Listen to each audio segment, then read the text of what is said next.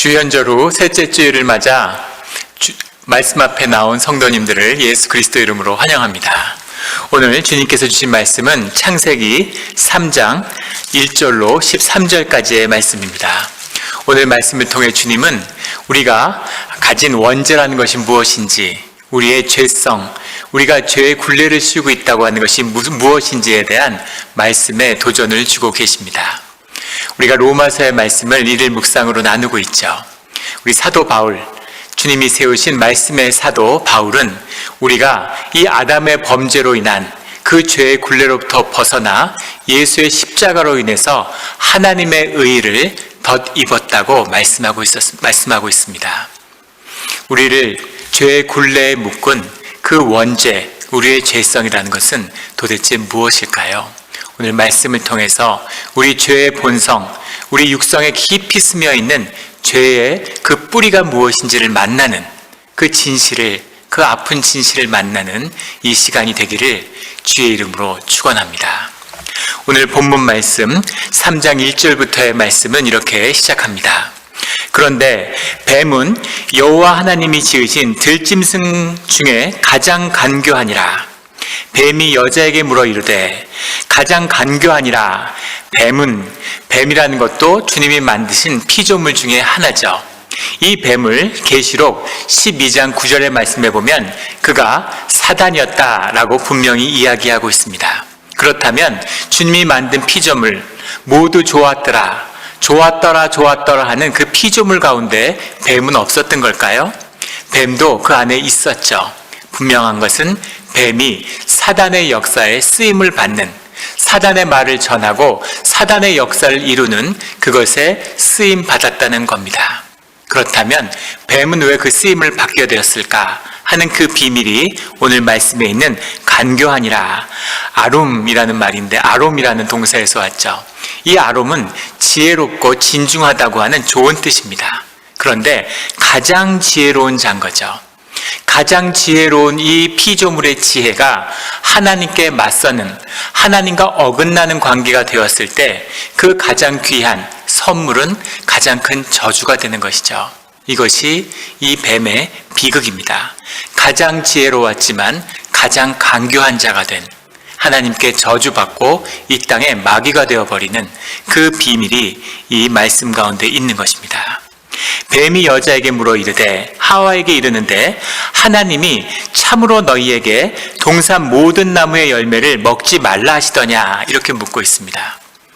참으로, 정말로, 진짜로 너희에게 동산 모든 나무의 열매를 먹지 말라고 하셨느냐? 주님은 그렇게 말씀하시지 않았죠. 2장 17절의 말씀에 보면 선악을 알게 하는 나무의 열매는 먹지 말라, 내가 먹는 날에는 반드시 죽으리라 하는 말씀과 16절에 동산 각종 나무의 열매는 내가 임의로 먹되, 모든 나무는 임의로 다 먹을 수 있다, 동산의 모든 것은 아담과 하와의 지배 아래 있는 것이다 라는 걸 분명히 말씀해 주셨습니다. 그리고 먹지 말아야 할 것이 있는데 이 먹지 말아야 할 것은 터부가 아니죠. 이것은 선악을 알게 하는 나무이기 때문에 그 나무를 먹지 말아야 될 이유도 주님이 말씀해 주셨습니다.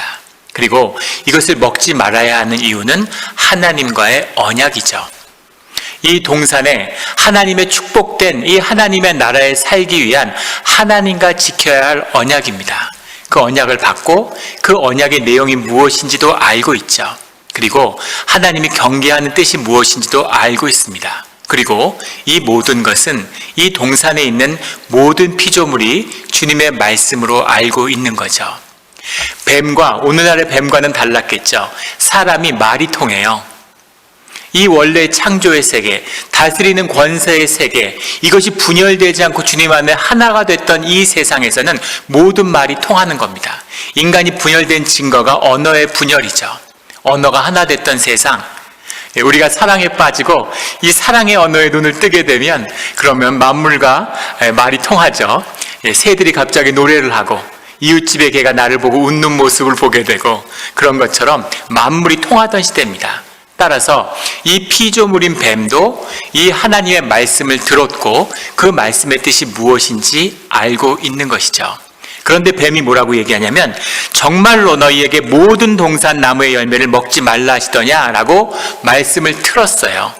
정말 아무것도 못 먹게 했느냐? 그게 정말이냐? 거짓말이고 선동인 거죠. 거짓의 역사입니다. 2절에 여자가 뱀에게 말하되 동산 나무의 열매를 우리가 먹을 수 있으나 동산 중앙에 있는 나무의 열매는 동산 중앙에 있는 나무 열매는 하니까 나무 중에 하나인 것처럼 얘기하는 거죠. 그렇지 않습니다. 분명히 구별된 선악을 알게 하는 나무, 선악과의 열매를 먹지 말라고 하나님이 딱 집어서 말씀하셨죠. 그런데 나무 중에 하나고 그 나무의 정체가 마치 불분명한 것처럼 이야기하고 있는 거죠. 중앙에 있는 나무의 열매는 하나님의 말씀에 너희는 먹지도 말고 만지지도 말라, 만지지도 말라고 하지 않으셨죠. 먹지 말라고 하셨습니다. 그런데 만지지도 말라고 하셨다고 말씀을 또 틀어서 받고 있습니다. 그리고 너희가 죽을까 하노라, 죽을까 하노라 이렇게 말씀하지 않으셨죠. 뭐라고 말씀하셨냐면 반드시 죽으리라 이렇게 말씀하셨습니다. 주님이 반드시 죽으리라, 반드시라고 안 하셨어도 주님이 죽으리라 하면 죽는 거죠. 반드시 죽으리라 하는 것은 예외가 없고 주님의 말씀이 주님 안에서 확정되어 있다는 뜻입니다. 그 말씀을 받았는데 주님이 혹시 죽을지도 몰라, 죽으면 어떡하지? 죽을 수도 있는데 라는 식으로 말씀하신 것처럼 말씀을 틀고 있는 거죠. 더 놀라운 것은 동산 안에 있고 그 동산에 이 주님의 형상, 주님의 육신을 입은 주님이 그 동산 가운데 같이 살고 있는 하나님의 나라예요. 우리가 천국에 가면 경험하게 될 그 천국의 모습이죠. 하나님의 말씀을 모두가 듣고 있고 하나님의 임재 앞에 모두가 서 있습니다. 그러면 마귀가 찾아와서 뭐라고 했던, 뱀이 와서 뭐라고 했던 하와는 야 너도 들었잖아, 너도 알잖아 하나님이 뭐라고 그러셨는지, 왜 나한테 물어봐? 하나님한테 여쭤보면 되지, 하나님한테 여쭤봐, 이렇게 물어보면 될 텐데 마치 둘이서 하나님이 없는 것처럼, 멀리 계신 것처럼, 그 말씀을 들을 수 없는 것처럼, 잘 듣지 못했던 것처럼, 전해 들은 것처럼 이야기하고 있다는 거죠. 그래서 이미 하나님과의 관계가 어긋나고 있음을 보게 되는 겁니다. 하나님의 관계가 하나가 돼서 하나님 안에 있는 것, 하나님의 지체를 이루고 있는 것, 그 영이 하나 되는 것, 이것이 하나님과 함께하는 비밀이죠. 그런데 그 관계에서 하나님이 함께하고 계시는데 하나님이 마치 없는 것처럼 그렇게 이야기하고 있는 하와와 뱀의 모습을 보게 되는 겁니다. 악의 시작, 악의 태동, 거짓의 태동이라고 하는 것은 이런 하나님의 임재가 약해지는 것, 하나님의 임재가 소멸되어 가는 것, 이것이 하나님의 부재, 이것이 악의 시작과 기원이 된다라는 것을 말씀은 분명히 보여주고 있습니다. 늘 하나님과 하나됨, 그 하나되는 역사에서 떠나지 않는 우리 모두가 되기를 주의 이름으로 축원합니다. 4절에 뱀이 여자에게 이르되 너희가 결코 죽지 아니하리라.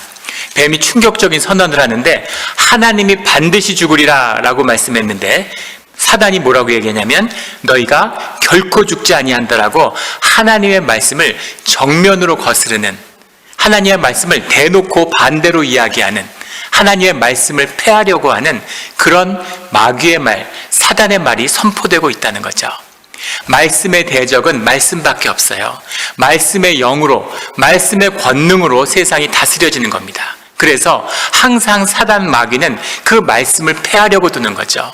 그 말씀의 권위를 훼손하려 드는 겁니다. 왜냐하면 말씀이 살아있으면, 말씀이 살아계신 주님의 능력으로, 성령으로 받아들이는 곳에서는 죄가 역사할 수 없기 때문인 거죠. 그런데 놀랍게도 사단은 대놓고 이 에덴 동산 안에서 이 뱀이 사단한테 완전히 붙들려서 너희가 결코 죽지 않으리라, 하나님께 대적해서 천국에서 쫓겨난 루시퍼 천사가 사단, 마귀의 대장이 되었다라고 성경은 증거하고 있습니다. 하나님께 대적하려고 했던 자, 저 높은 북극성에 앉으려고 한 자, 그 자가 바로 이 뱀을 붙들고 있는 대적의 권세의 중심에 있다라는 것을 분명히 보여주고 있는 것이죠.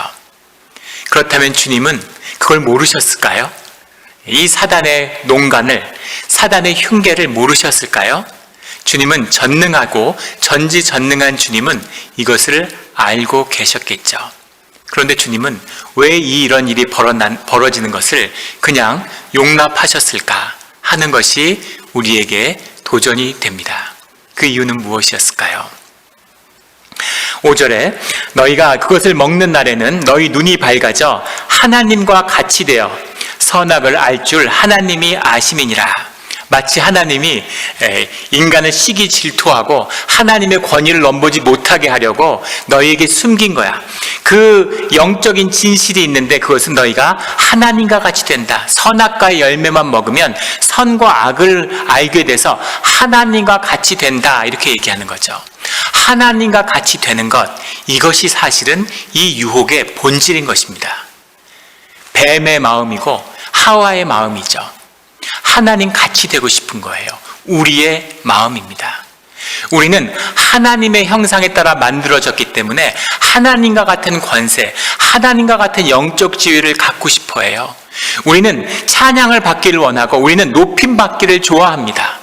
그런데 우리가 높임받고 찬양받고 우리가 존귀해지고 거룩해지는 유일한 길은 하나님과 하나 되는 길이라는 것이 예수 그리스도를 통한 우리의 구원의 내용이죠. 근데 마귀는 그것을 속이는 겁니다. 야, 하나님이 너를 존귀하게 만들지 않아. 원래 존귀했는데 네가 하나님 같이 될 수 있어 라는 거짓으로 우리를 속이는 거죠.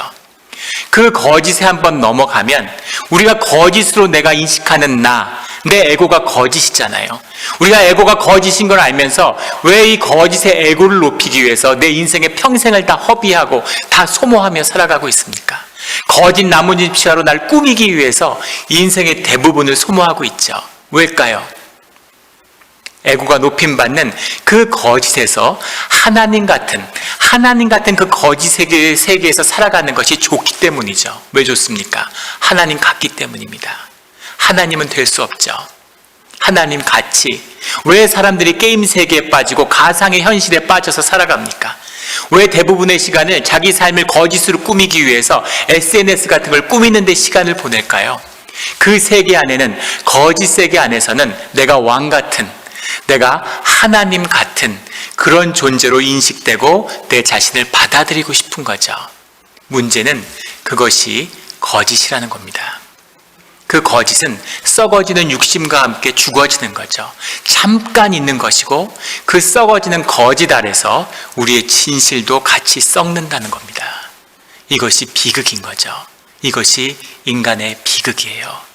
이 모든 것이 하나님과 같이 되어라는 이 말씀 속에 들어있는 것이죠. 선악을 알 줄 하나님이 아심이라. 선악이라고 하는 것은 주님과 함께 했을 때는 있을 수 없는 것이죠. 우리가 여러 번 로마서를 하면서도 나누었죠.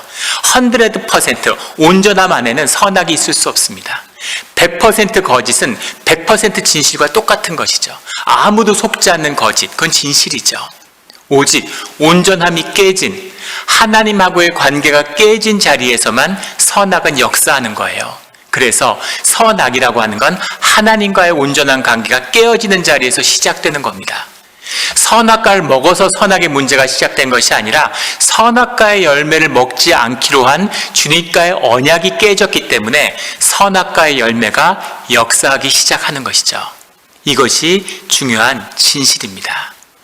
이미 주님과의 관계가 깨지고 어그러지고 있는, 주님이 주신 그 영으로 자원하는 심령으로 주님께 사랑과 주님께 자원하는 심령으로 마음을 드리는 그 교제를 주님이 원했는데 하나님 같이 되고 싶어서 하나님과의 관계를 어그러뜨리는 그런 인간과 뱀의 모습이 나타나고 있는 것이죠. 6절에 여자가 그 나무를 본즉 먹음직도 하고 보암직도 하고 지혜롭게 할 만큼 탐스럽기도 한 나무인지라.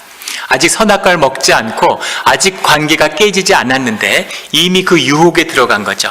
그래서 그 나무 열매가 먹음직도 하고 보암직도 하고 지혜롭게 할 만큼 탐스럽기도 한, 이 탐스럽기도 하고 보암직도 하고 먹음직도 한 이 열매의 이 아름다움은 어디서 왔을까요?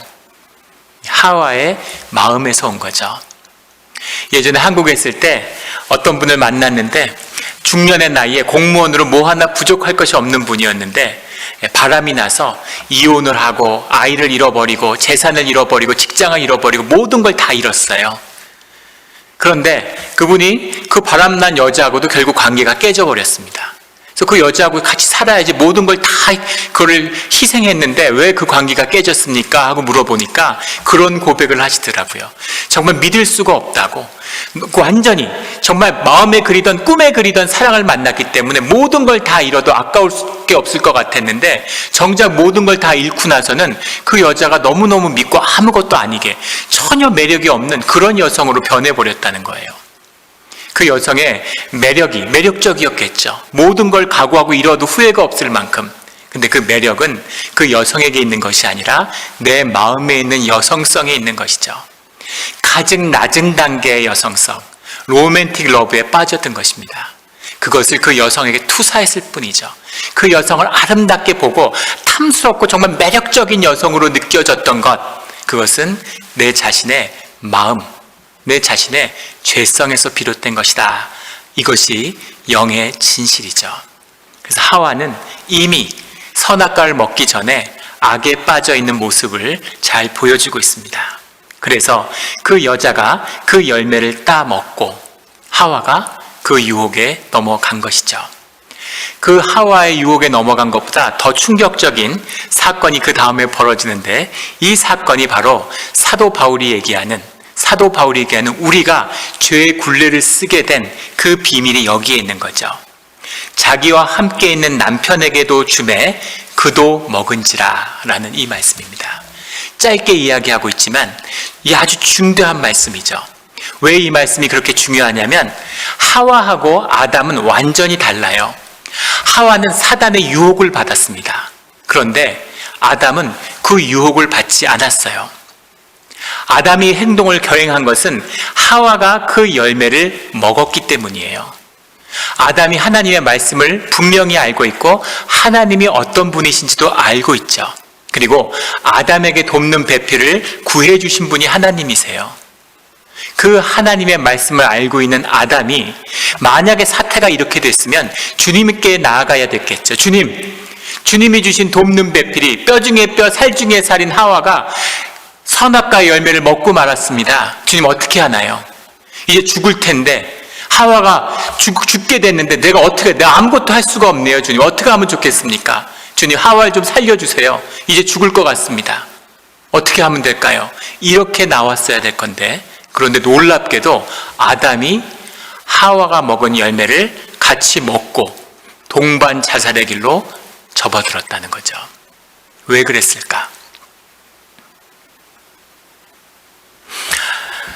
얼마 전에 미국의 뉴스를 달군 큰 뉴스입니다.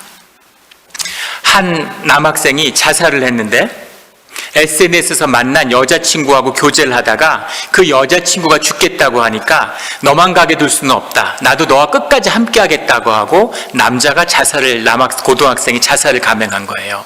그런데 그 상대방 여자애는 자살을 하지 않았을 뿐 아니라 그 주인공이 딸의 아이디를 쓰는, 딸의 계좌를 거짓으로 쓰는 그 딸의 엄마였다는 겁니다. 엄마가 딸의 계좌를 내서 고등학생인 것처럼 남자애하고 장난을 하다가 장난으로 한 것이 그만 그 남자에게 비극적인 결과를 초래하고 만 거죠. 그 엄마가 살인죄로 기소돼가지고 종신형을 선고받았죠. 살인으로 인정을 받았습니다.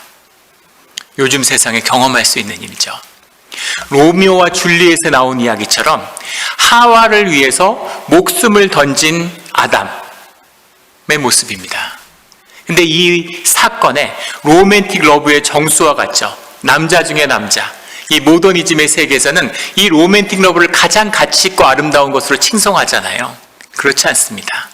우리가 경험하는 사랑 중에 가장 낮은 것이에요. 그런데 이 영적인 본질은 무엇이냐면 바로 다스리는 권세, 아담에게 주어진 권세, 아담이 모든 이 동산을 다스릴 수 있는 권세를 주님에게 받았는데 그 권세를 사단에게 넘겨주는 사건이었다고 합니다. 사단이 뺏어간 게 아니에요. 누가 주라고 한 게 아닙니다. 그런데 사단의 거짓에 아담이 자기의 권세를 넘겨줬어요. 예수님이 똑같은 고난을, 똑같은 시험을 광야에서 받으시죠. 사단이 와서 네가 나에게 경배하면 세상이 모두 너에게 경배한다. 그런데 너희 하나님을 시험하지 말라. 오직 하나님께 예배하고 하나님만을 경배하라고 그랬다라는 하나님의 말씀으로 그 유혹을 쫓아버리자 천사가 와서 예수님을 수종드는 모습이 육신으로 오신 예수님의 첫 번째 공생애의 시작이었음을 우리가 기억합니다.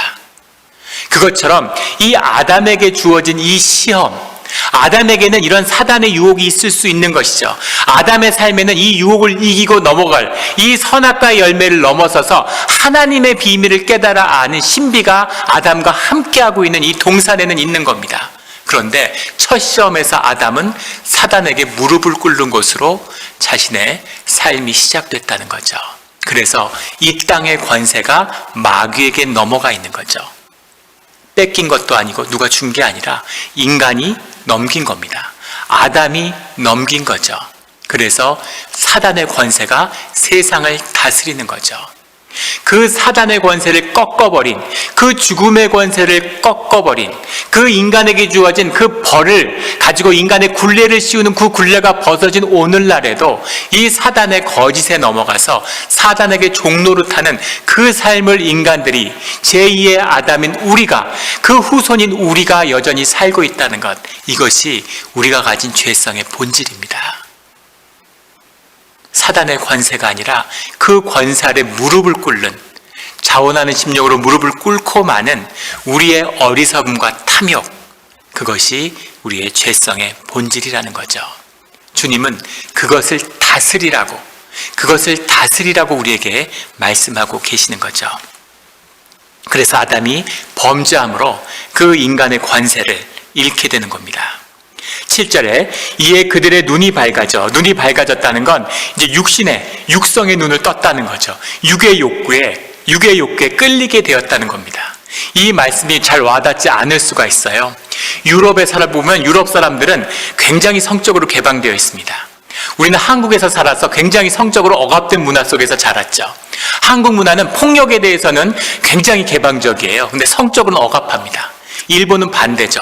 성적으로는 굉장히 개방되어 있는데 폭력은 억압하죠. 유럽도 마찬가지죠. 폭력은 억압합니다. 복싱, UFC 이런 거 다 불법이에요. 말이 됩니까? 개들은 투교는 법으로 금지하면서 사람은 치고받고 피 흘리는 걸 보면서 사람들이 기뻐한다는 게 있을 수 있는 이야기입니까? 이게 우리가 멀쩡하게 미국 사회에서 그런 게 허용되고 있어요. 유럽은 폭력은 억압하지만 성적으로는 개방되어 있는데 미국은 폭력도 성도 다 개방되어 있죠. 그런데 유럽에서 예전에는 이 노출이라는 게 너무너무 자연스러웠던 텀니스라고 그러죠. 몸을 다 벌거벗고 다녀도 하나도 창피하지 않았는데 사람들이 점점 더 수치감이 커지고 점점 더 몸을 가리게 됐다는 거예요. 그래서 누드로 다니는 텀니스라고 그러죠. 여자들이 그렇게 다니는 여자들이 해변가에서 사라졌다는 겁니다. 60, 70년대 많았는데 왜 그랬을까? 사회학자들의 연구에 의하면 그렇게 된 가장 큰 영역이 미국의 포르노그라피 때문이었다는 거예요. 몸을 성적인 대상으로 지각하게 만들었다는 거죠. 포르노그라피가. 그래서 우리의 몸은 하나의 몸인데 몸을 부위별로 나눠서 무슨 쇄골미인이니 무슨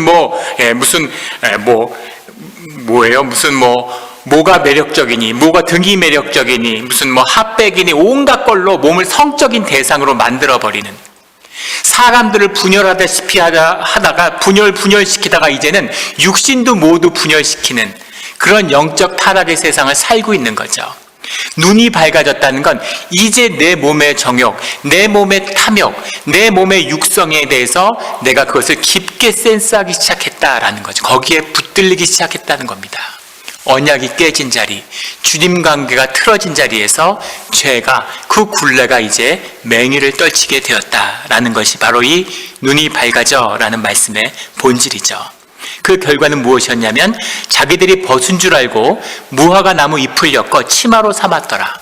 뼈 중에 뼈, 살 중에 살이라서 서로 가족으로 하나도 부끄러움이 없었는데 이제는 부부간에도 서로 수치와 부끄러움이 생겼다는 거예요. 서로를 가려야 되는 거죠. 인간의 죄성의 본질은 수치와 죄의식입니다. 부끄러운 거예요. 창피한 거죠. 내가 대학을 제대로 못 나온 게 창피해. 내가 PhD가 없는 게 창피해. 내가 번듯한 직업을 갖지 못한 게 창피해. 내 집이 없는 게 창피해. 부끄러워서 모든 걸 가려야 되는, 학력으로 가리고, 돈으로 가리고, 집으로 가리고, 자식으로 가리고, 그 수치감이 삶의 중심에 자리 잡았다. 그 수치감이 바로 이 나뭇잎 치마의 역사죠. 동산에 있는데 나뭇잎 치마로 자신을 가려야 되는 거죠. 8절에 그들이 그날 바람이 불 때 동산에 거니시는 여호와 하나님의 소리를 듣고, 보다 못한 주님이 이제 아담을 찾아 나서신 겁니다. 동산 가운데서 그 하나님의 육신과 함께 살고 있는 그런 시대죠. 천국입니다. 그런데 주님이 동산을 거니시면서 찾으시는 거예요. 여호와 하나님의 소리를 듣고 아담과 그의 아내가 여호와 하나님의 낯을 피하여 이제 주님을 피해서 도망 다니는 거죠. 주님을 두려워하는 겁니다. 주님을 보기가 창피한 거예요. 수치감과 두려움, 하나님의 낯을 피하여, 하나님을 피하여 동산 나무 사이에 숨은지라. 하나님이 찾으시는데, 그런데 숨는 거죠. 이것이 죄성에 사로잡힌 인간의 모습입니다. 인간의 문명이라는 것을 보세요. 다 하나님의 낯을 피하기 위해서, 하나님이 계시고 하나님이 말씀하신다는 걸 우리는 영이기 때문에 다 느끼고 압니다. 근데 그것을 외면하는 삶을 사는 거죠. 우리는 모두 다 죽고 육신을 입고 잠깐 산다는 것을 알아요. 그런데 우리가 마치 영원히 사는 것처럼 죽음을 외면하려고 사는 거죠. 시간이 영혼 속에 있는 것처럼 우리의 영원한 영이 우리의 썩어지는 육신 안에 담겨 있으니까 그 육을 외면하려고 하는, 분명한 진실을 외면하려고 하는 거죠. 세계 종교 요람에 보면 세계 5대 종교 중에 하나를 무신론을 꼽고 있습니다.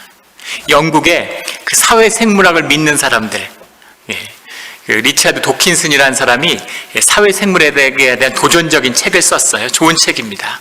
그런데 그 책을 추종하는 사람들이 하나님은 안 계신다 이래서 무신론 운동을 펼치는데, 영국에서 아주 활발하죠. 영국 학자니까. 그런데 하나님이 계시지 않는다는 걸 알리기 위한 티셔츠를 돈을 모아서 만들어서 그걸 무료로 나눠주고 입으라고 하는 거죠. 하나님이 안 계시면 안 계시니까 자유롭게 잘 살면 되잖아요. 근데 하나님이 안 계신다고 그렇게 주장하는 건 뭘까요? 하나님이 계시다는 걸 알기 때문인 거죠. 러브 헤이트 릴레이션십이라고 그러죠. 남녀가 사귀다 헤어졌는데, 헤어졌으면 잊으면 되는데 너무 미워서 잠을 못 자. 이건 아직 관계가 끊어지지 않았다는 걸 의미하는 거죠. 동전의 양면처럼 하나님이 계시는데, 하나님을 아는데 낯을 피하여 숨은지라. 낯을 피하여 숨는 것이죠. 9절에 여호와 하나님이 아담을 부르시며 그에게 이르시되 내가 어디 있느냐, 이렇게 주님이 찾으시는 겁니다. 이것이 주님의 목소리죠. 우리를 찾으시는 주님의 목소리입니다. 내가 어디 있느냐, 내가 어디 있느냐. 바울을 만난 주님이 네가 나를 왜 핍박하느냐라고 부르시는 그 목소리인 거죠. 이 목소리는 존재론적인 질문입니다. 내가 어디에 있느냐라는 질문은 너는 도대체 누구냐, 너는 내 앞에서 지금 누구냐라고 물어보고 계시는 거죠. 그 대답에 대해서 답할 수 있어야죠. 그 대답에 대해서 내 존재와 삶이 정직한 답변으로 나아갈 수 있어야죠. 선하고 올바르고 멋진 삶을 살아가는 게 아닙니다. 정직한 삶으로 아프고 묻어져도 애통함으로 그 주님 앞에 서야 되는 거죠. 그런데 숨어 있는 거죠. 도망치는 겁니다. 부끄럽고 죄스럽기 때문에. 10절에 이르되 내가 동산에서 하나님의 소리를 듣고 내가 벗었으므로 두려워하여 숨었나이다. 벗었으므로 두려워하여 숨었나이다. 수치스럽고 두려웠다는 거죠. 그런데 주님이 하신 말씀을 알고 이미 주님과의 언약을 깼는데 뭐가 두려웠던 걸까요? 벌이 두려운 거죠. 죄를 두려워하는 게 아니라 벌을 두려워하는 거예요. 아담과 하와가 모두 마찬가지입니다. 그 죄를 두려워해야죠. 그 죄성을 두려워해야 되는데 죄성과 죄는 두려워하지 않는데 그 죄로 인한 벌을 두려워하는 거죠. 이미 하나님과의 관계가 어그러져 있음을, 깨졌음을 보여주는 증거입니다. 주님을 두려워하는 거죠. 경외하는 것과는 다른 것입니다. 11절에 이르시되, 10절에 듣고 이 하나님의 소리를 듣고라는 게 쉐마티라는 말인데, 쉐마, 우리가 말씀을 쉐마로 받아야 된다 하는 게 쉐마예요. 완료형인 거죠. 듣고 깨달았다. 쉐마의 완료형이죠. 주님이 말씀하시는 그 질문의 내용을 깨달아 알았다는 겁니다. 말씀을 들었고 말씀의 뜻을 깨달아 알았어요. 그런데 그 말씀을 깨달은 자리에서 나오는 고백이 두려워하여 숨었습니다 라는 고백이죠. 11절에 이르시되 누가 너의 벗었음을 내게 알렸느냐. 주님은 이미 알고 계시죠. 주님은 물어보십니다. 38년 동안 안진뱅이였던 사람에게 주님이 너는 무엇을 하여 주기를 원하느냐 이렇게 물어보시죠. 너의 심령, 너의 자원하는 심령, 너의 주인인 의식, 그 의식 가운데 너는 무슨 대답을 하느냐, 너의 존재에 대해서 어떤 책임 있는 답변을 하느냐 하는 것을 주님이 물어보시는 거죠. 그 질문에 대해서 뭐라고 답변하느냐면 누가 너의 벗었음을 알게 하였느냐, 내가 내게 먹지 말라 명한 그 나무 열매를 내가 먹었느냐, 먹었는지 알고 오셨죠. 그런데 내가 먹었느냐 이렇게 묻고 계시는 겁니다. 그러면 어떤 대답이 나와야 될까요? 주님, 진실한 답변은 이렇게 나와야 되는 거죠. 주님, 제가 먹었습니다. 주님, 죄송합니다. 제가 죽을까 봐 두렵습니다. 주님, 분명히 죽는다고 그러셨는데 제가 그 열매를 먹어서 죽을까 봐 너무 무서워서 주님을 피했습니다. 두렵습니다, 주님. 죽을 것 같습니다. 이렇게 답변이 나와야죠. 그런데 12절에 아담이 이르되 하나님이 주셔서 나와 함께 있게 하신 여자, 그가 그 나무 열매를 내게 주므로 내가 먹었나이다 이렇게 대답하는 거예요. 그 책임을 아담이 하와에게 돌리고 있어요. 살 중에 살, 뼈 중에 뼈라고, 자기보다 더 귀한 자기 자신이라고 이렇게 고백했던 하와의 죽음의 결단을 보고 자기도 죽기로 결심했던 그 하와에게 책임을 떠넘기는 거죠. 하와가 먹으라 그래서 하와가 주니까 내가 먹었습니다 이렇게 얘기하는 겁니다. 무책임하고 비겁한 거죠. 남자들이 비겁한 거예요. 무책임한 겁니다. 이게 남자들의 문제죠. 하와를 돕는 배필로 주셨어요. 돕는 배필이라는 뜻을 어시스턴트가 아닙니다. 헬퍼예요. 누가 도움을 주겠습니까? 건강한 사람하고 아픈 사람이 있으면 누가 도움을 줄까요? 힘센 사람과 약한 사람이 있으면 누가 도움을 주겠습니까? 하와가 돕는 배필이라는 것은 하와의 도움을 받아야 하는 존재가 아담이라는 걸 말해주고 있는 거죠. 아담이 이야기하는 거죠. 하나님이 도우라고 한 사람, 하나님이 저를 헬프하라고 도우라고 부르는 헬퍼가 저한테 권하는데 제가 어떻게 안 먹을 수 있겠습니까? 이 모든 책임은 하와에게 있습니다 라는 말인가 동시에 하와를 주신 하나님 잘못이 아닙니까? 이렇게 얘기하는 거죠.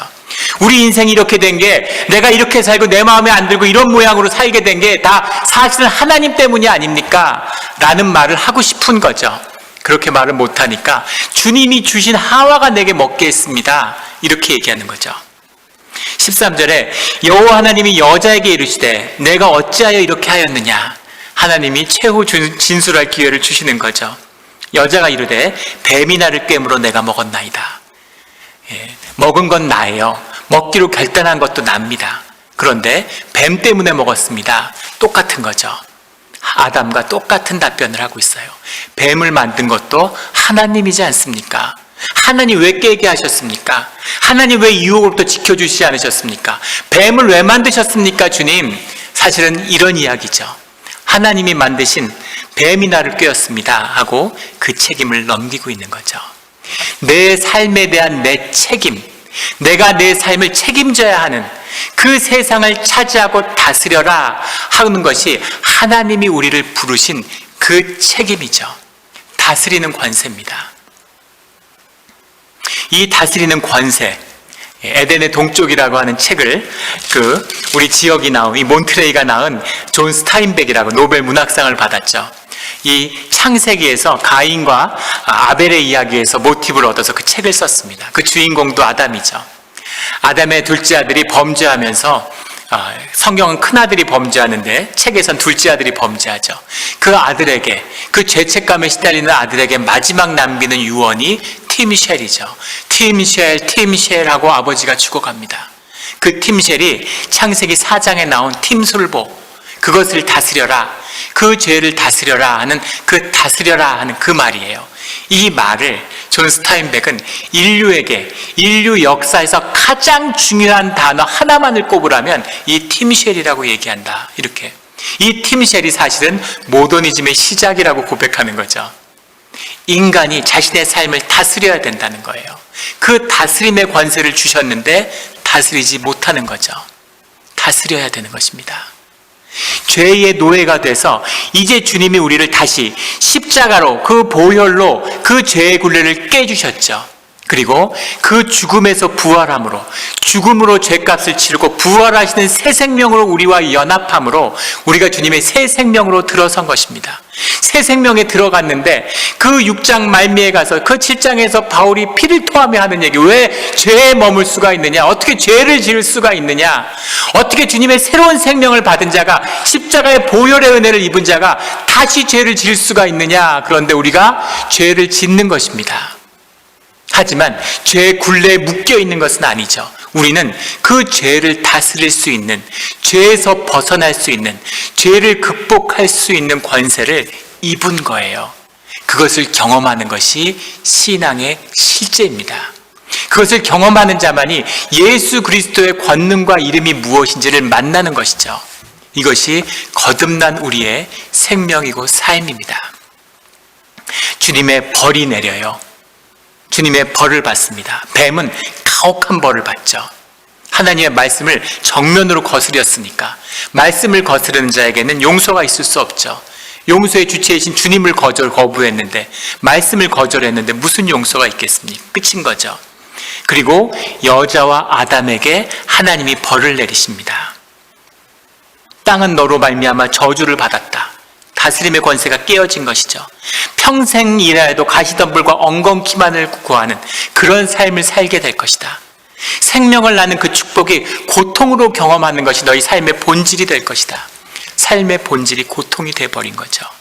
그 모든 아픔 뒤에 창세기 3장의 22절 24절에 가면 하나님이 에덴 동산 옆에 생명나무의 길을 만드시는 것을 보게 되죠. 그것으로부터 인간을 지키는 겁니다. 선악과의 열매에서 벗어나지 못하는 인간이 생명나무의 열매를 먹었다면 그때는 생지옥입니다. 우리가 우리 육신의 삶, 세상의 삶인데 영원히 산다고 생각해 보세요. 어떤 지옥이 펼쳐질지 한번 생각을 해 보십시오. 그러나 계시록은 새하늘 새 땅으로 주어진 하나님의 나라에서는 우리가 만나게 되는 것이 생명나무임을 보게 되는 거죠. 예수 그리스도의 부활을 통해서 우리에게 생명나무, 영생의 비밀을 허락하시는 겁니다. 그러면 선악과는 어디 갔나요? 선악과는 주님과 하나됨으로, 우리의 경건함을 이루어내므로, 그 모든 죄와 그 모든 죄성의 결과라고 하는 것이 하나님과 하나 되는, 하나님의 의와 하나됨으로 주 안에 결코 정죄함이 없는 그 비밀을 통해서 선악과의 열매를 넘어서는 거죠. 그것을 넘어선 하나님과 하나 된 자리에서 우리가 생명나무를 만나게 되는 겁니다. 이것이 주님이 인도하시는 우리의 구속의 역사고 구원의 길입니다. 창세기 3장 21절에 보면 이런 말씀이 나와요. 여호와 하나님이 아담과 그의 아내를 위하여 가죽옷을 지어 입히시니라. 성경에 나오는 또 인류의 최초의 희생제사다, 이런 평가를 받죠. 최초의 피 흘림, 나뭇잎 치바로 자기를 가리고 있는 아담과 하와를 떠나보내면서 그들에게 가죽옷을 지어 입혀주시기 위해서 주님이 희생의 피를 흘리셨다는 거죠. 하나님이시니까 희생을 안 시키고 어떻게 가죽만 벗기실 수 있었는지는 모르겠지만 그 희생의 피, 방주 사건이 있기 전엔 허락되지 않았던 그 피의 역사를 주님이 여신 거죠. 이것이 인간을 향한, 아담과 하와, 우리를 향한 주님의 사랑과 구속의 역사의 시작입니다. 주님이 우리를 사랑하시죠. 우리에게 악의 시험도 허락하십니다. 우리를 사단의 권세가 지배하는 세상 가운데 보내서 종살이를 하게 만드셨죠. 그러나 우리가 결코 세상의 종이 아니고, 종살이를 해도 종이 되지 않는 우리의 존재, 우리의 자원하는 심령이 살아서 영원히 죽지 않고 그 자원하는 심령을 주님께 드리는 그 존재가 주의 자녀인 우리라는 것을, 그 존재를 받고 속량하시기 위해서 예수 그리스도와 우리와 연합함을 십자가의 역사를 통해 이루어 주시는 겁니다. 그 은혜가 오늘 우리와 함께하고 있습니다. 예수 그리스도의 부활로, 그 능력으로 생명의 길, 영생의 길을 살아서 누리는, 죄를 다스리는 우리 모두가 되기를 예수 그리스도 이름으로 축원합니다. 아멘. 다 같이 기도드리겠습니다. 하나님 아버지 감사합니다. 우리가 원죄에 묶여서, 죄의 굴레에 묶여서 세상에 노예로 살아가던 우리를 불쌍히 여겨주시고 긍휼히 여겨주셔서 우리를 십자가의 은혜로 되돌이키는, 주님과 하나 되는 삶으로 허락해 주신 것 감사합니다. 우리가 여전히 사단의 거짓에 속아서 세상에 종사를 하며 생존을 위해 살아가는 그런 삶의 자리에 놓여 있을 때가 많습니다. 주여 아버지여, 깨어나게 하시고 진실을 마주하게 하시고 삶의 실제를 살아가게 하여 주시옵소서. 주님과 연합해서 살아가는 그 생명의 기쁨을, 그 생명 속에 부어지는 그 영생의 비밀을 누리며 살아가는 축복의 자녀가 되게 하여 주시옵소서. 감사드리며 예수 그리스도의 이름으로 기도드렸습니다. 아멘.